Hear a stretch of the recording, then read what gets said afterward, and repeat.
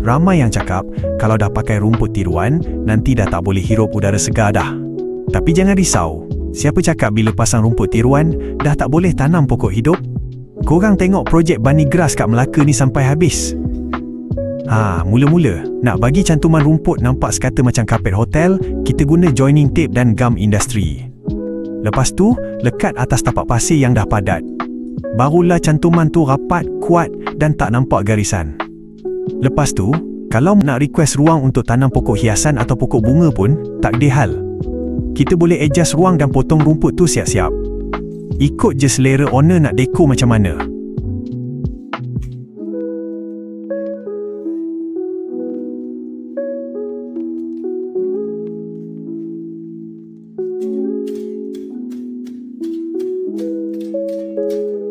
Dan ini dia hasil kejadiannya.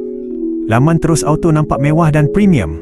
Laman rumah owner ni dah bersih, hijau sekata. Siapa lagi nak laman cantik dan kemas macam ni? Korang roja je Bunny Grass laju-laju.